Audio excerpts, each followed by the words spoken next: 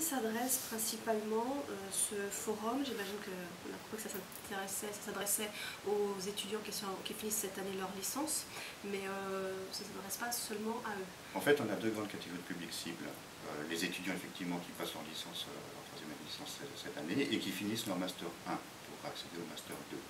Mais l'autre public qui peut être intéressé par les informations qu'on peut y diffuser, c'est tous les professionnels qui cherchent à acquérir un degré de formation à niveau master. Je pense en particulier aux contractuels de l'enseignement ou de la formation ou au personnel des domaines de l'insertion et de la formation professionnelle qui ont besoin d'acquérir un grade supérieur de diplôme et d'acquérir des compétences pour prendre, soit être titularisés dans leurs fonctions ou prendre des fonctions de responsabilité dans leurs institutions.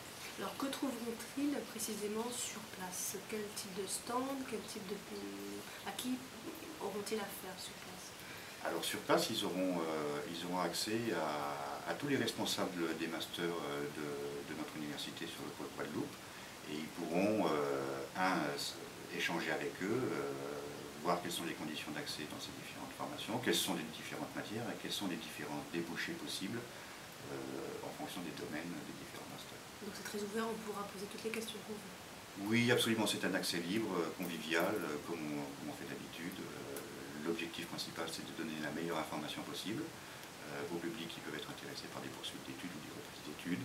Et c'est aussi pour l'accès au Master 2, leur délivrer le dossier de préinscription qui leur permet de candidater à ce Master 2 sur place. Une dernière question concernant peut-être un domaine où il y a le plus de demandes, vous mentionnez tout à l'heure. Est-ce que vous pouvez nous détailler un petit peu comment ça se passe, notamment pour ceux qui se destinent au métier de l'enseignement? C'est peut-être là où il y a le plus d'attentes, le plus de demandes actuellement?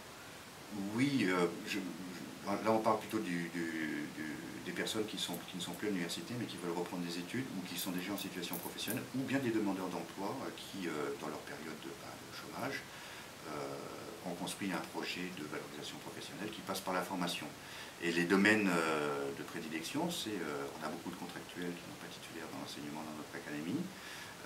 Ils ont besoin d'accéder à un master éducation et formation pour pouvoir passer le concours de titularisation, que ce soit concours interne ou externe.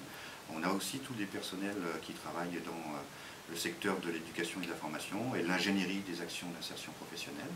Je pense aux associations d'insertion, aux entreprises d'insertion, aux plans locaux d'insertion, etc., qui peuvent bénéficier d'une formation de niveau Master 2 à notre institut universitaire de formation continue, de manière à pouvoir devenir de véritables ingénieurs de l'insertion et de la formation.